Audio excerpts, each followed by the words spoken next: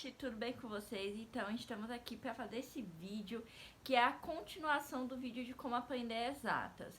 Lá no finalzinho do vídeo eu falo sobre essa sensação que você tem, ou às vezes, ou sempre, de que você não está aprendendo nada.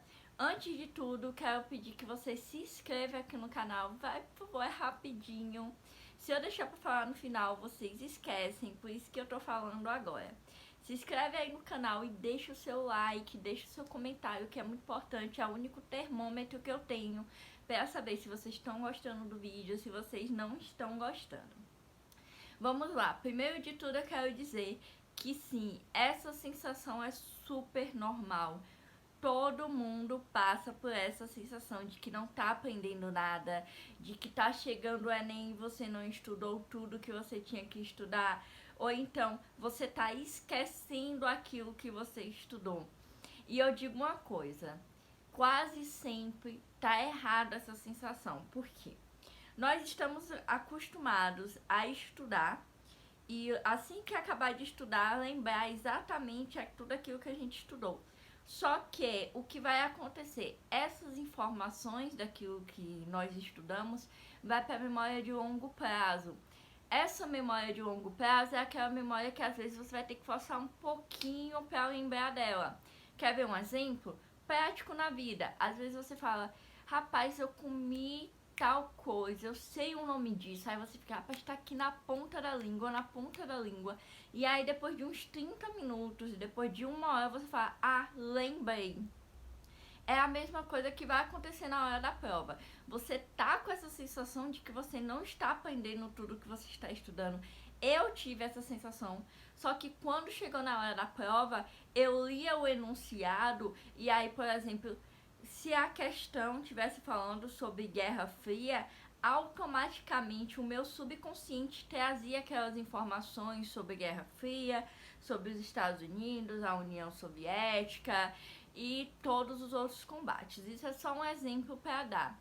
Só que é isso, você tá sim aprendendo, você só não tá com essa memória no curto prazo, você tá com essa memória lá a longo prazo no seu subconsciente. E aí que vem a importância de uma coisa chamada resumo. Eu fiz um roteirozinho pro vídeo de uma coisa chamada resumo. Por quê?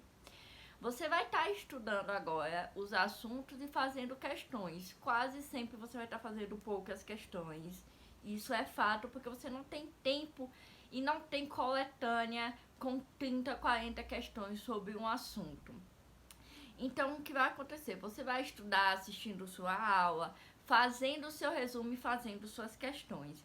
Esse resumo, você vai resumir o assunto com suas palavras. E aí que vem uma dica de resumo, bote sempre o que é o resumo. O resumo é sobre Guerra Fria. Quem participa desse evento, no caso desse resumo? Estados Unidos, União Soviética. Aí você vai colocar agora como foi, você vai escrever como foi na sua linguagem mesmo, porque você precisa entender o conceito daquele assunto. Outro exemplo, você vai colocar lá as classes dos seres vivos. Aí você vai colocar lá quem são, você vai colocar como são divididas, você vai colocar. E aí você vai fazendo o seu resumo com suas palavras. Por que esse resumo é tão importante para acabar com essa sensação de que você não está aprendendo nada? Porque quando você estiver fazendo questões, e sim, você vai errar muitas questões. Quando você estiver fazendo questões que você for errar, você vai no seu resumo. Se não tiver no seu resumo, você vai acrescentar essa informação ao seu resumo. Beleza, Lorena, fiz a lista de 30 questões de biologia sobre um assunto e eu errei 20 questões. Calma, respira fundo, olha os teus erros, se não é pegadinha que você tá caindo, se não é interpretação, porque às vezes você pode estar aprendendo o seu assunto, só que você não sabe interpretar o assunto na questão. Aí você vai analisar o seu erro, depois você vai pegar as informações das questões que você tá pertinente no erro e colocar de fato no resumo ou até mesmo no post-it para que você lembre daquilo. E outra coisa, de 100% do assunto, você vai lembrar assim no seu subconsciente de 70 a 80%. Esqueça de que você vai saber exatamente tudo sobre tudo para o Enem. Você não vai. Até aquelas pessoas que tiram notas absurdamente altas em alguma das provas, ou linguagens, ou naturezas, ou humanas, ou exatas, elas sempre vão mediando em outras provas. Ninguém vai para a prova aprendendo tudo. Isso é algo que você tem que ter de fato na sua mente. E outra coisa, agora o terceiro ponto, a importância do seu feedback. Lorena, o que é feedback? Eu tenho um e-book que eu explico exatamente como fazer feedback e eu explico e mostro os meus tipos de feedback. Quem quiser comprar o e-book, o link tá aqui na descrição. Então, feedback nada mais é que você anotar absolutamente tudo que você fizer. Se você estudar Introdução à Biologia, você vai colocar lá aula de Introdução à Biologia, resumo de Introdução à Biologia, questões de Introdução à Biologia. Só que aí entra a parte importante. Nas questões, você vai colocar os acertos e os erros. Isso é muito importante, que você coloque os acertos e os erros.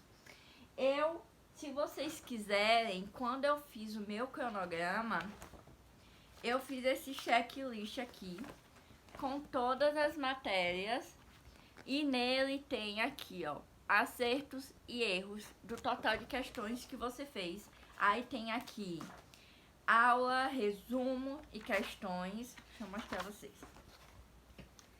Aula, resumo e questões, acertos e erros. Isso daqui é o seu feedback. Se vocês quiserem que eu coloque esse checklist à venda, deixa aí nos comentários. Esse é o seu feedback, por quê?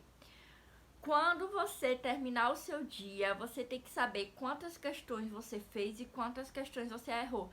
Ah, Lorena, eu fui muito bem em biologia, muito bem hoje. Fiz 30 questões e acertei 29. Nem vou anotar porque eu tenho certeza que eu vou lembrar disso depois. Não. Você não vai lembrar disso depois. Pode ter certeza. Então é preciso que você anote tudo. Tem um caderno para você anotar quantos exercícios você fez por dia, quantas questões você acertou, quantas questões você errou. Por quê? Quando chegar lá em setembro e outubro, que é quando você vai estar começando a fazer simulado, e você errar uma questão lá de quimiossíntese, você vai no seu checklist, lá no seu feedback, você vai ver quando você fez, quando você estudou quimiossíntese, quantas questões você acertou daquele assunto.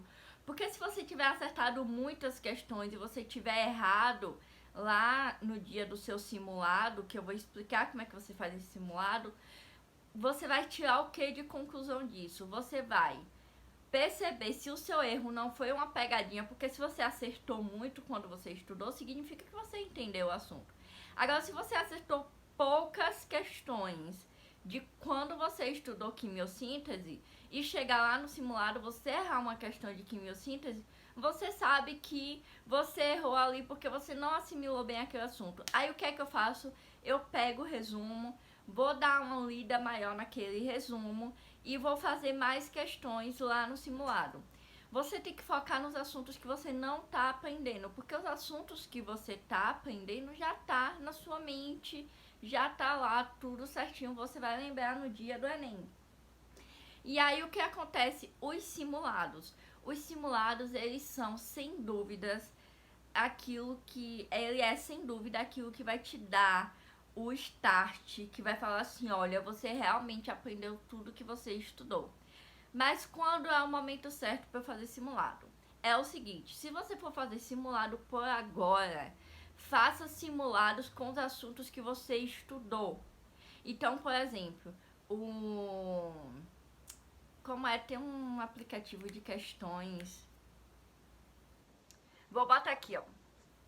Aqui, esse aplicativo de questões, ele tem como você selecionar os assuntos que vai estar no simulado. Então, você seleciona simulado só sobre esses assuntos que você já estudou.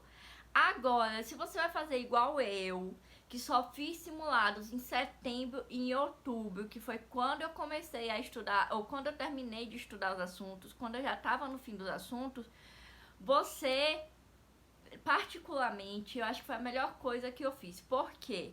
Você vai vendo que você tá aprendendo o assunto. Você tá vendo que você realmente tá assimilando o assunto. E agora eu vou dar outra dica para vocês. Vocês vão pegar uma agenda ou de preferência um cartaz, colar na parede e colocar Enem 2009, Enem 2015, porque ó, aqui eu fiz na agenda 2015, 2016, 2014, 2013, 2012, 2016 PPL, 2011 e aqui do simulado do SAIS. E aí tem aqui também, eu refiz a prova de 2018, refiz a prova de 2017, fiz a prova de 2017, a segunda aplicação. Então, você vai colocar todos os anos do Enem de um lado. Em cima você vai colocar linguagens humanas, ciências da natureza e exatas. Isso é para você fazer lá no final, lá perto do Enem, lá para outubro, lá para setembro. E aí você vai fazer de 2009 até 2019. Você vai fazer todas as provas. Agora imprima de uma em uma, porque se você imprimir todas de uma vez, seu cérebro olha aquilo e começa a enlouquecer. E aí você não consegue fazer. Então você vai imprimir de uma em uma e você vai fazer e vai anotando erros, acertos, erros, acertos, erros, acertos. E olhe, no começo você vai errar várias, porque você tá começando a simular ainda. Então, pelo amor de Deus, isso é para você ver sua evolução. E aí que eu vou entrar no ponto super importante, porque você não pode fazer agora simulados com todos os assuntos, sendo que você não estudou todos os assuntos, porque isso vai acabar com sua autoconfiança. É aí que pode estar a chave do seu problema. Mulheres, principalmente. A mulher, a menina, ela, a autoconfiança dela nos estudos também advém do exterior. Então, você tem que estar comendo bem, você tem que estar praticando exercício físico para você liberar endorfina, para você estar feliz. Você tem que estar com o cabelo penteado, você tem que estar tomada banho com a sobrancelha feita para que você tenha uma autoconfiança. Ou fazer qualquer tipo de coisa que te dê confiança. Homens também. Pratiquem exercício físico, tenham uma alimentação saudável, não para a beleza exterior, mas sim para a sua saúde, para que você se sinta bem consigo mesmo. E isso reflete demais nos estudos.